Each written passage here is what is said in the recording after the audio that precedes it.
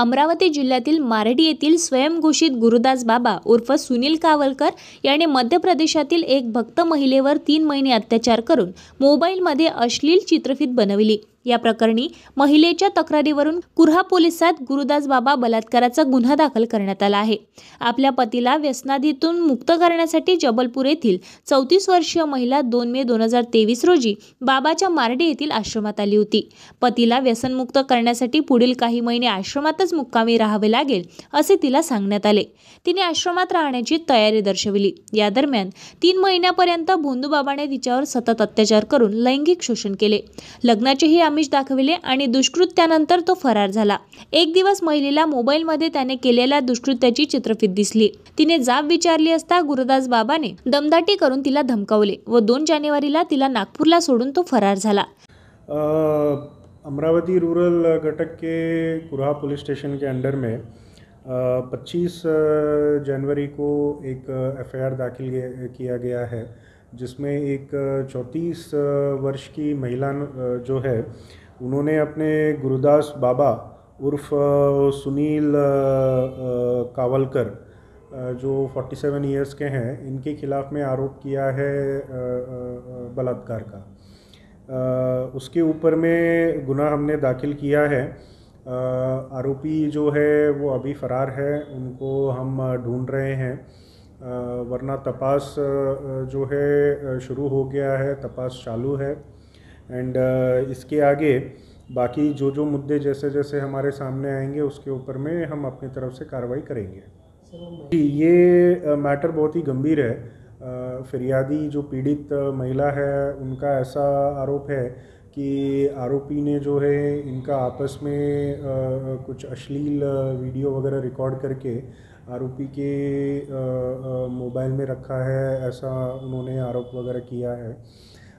Police हमारी तरफ से हम इस चीज़ को वेरीफाई भी कर रहे हैं, और क्योंकि अभी तक आरोपी हमारे ताबे में नहीं है, इसी वजह से ये जो संबंधित मोबाइल फ़ोन जो भी है वो भी हमारे हाथ अभी तक लगा नहीं है।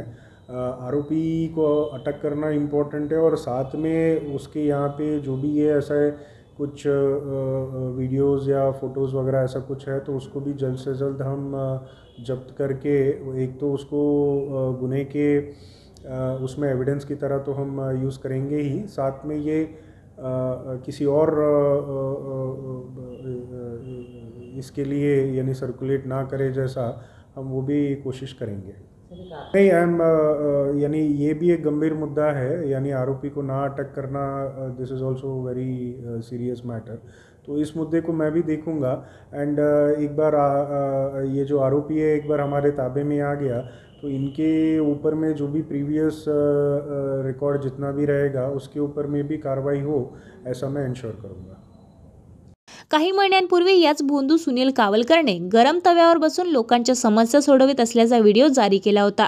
त्याबाबत चौकशी होताच चारधामच्या बहाण्याने तो पसार झाला होता। या दरम्यान महिलेवर अत्याचार करून तो पुन्हा फरार झाला आहे।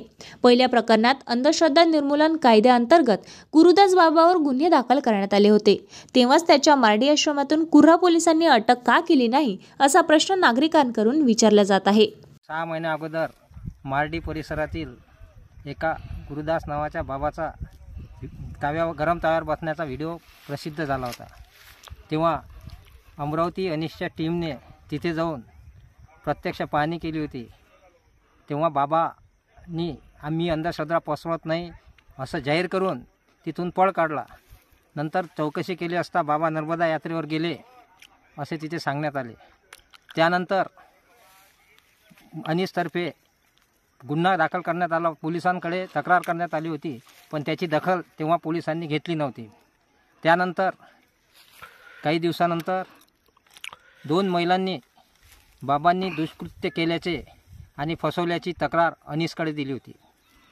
अनिशचा ते क्षेत्र नसल्यामुळे अनिशने त्यांना मार्गदर्शन करून पोलिसांकडे तक्रार करण्याचा सल्ला दिला होता।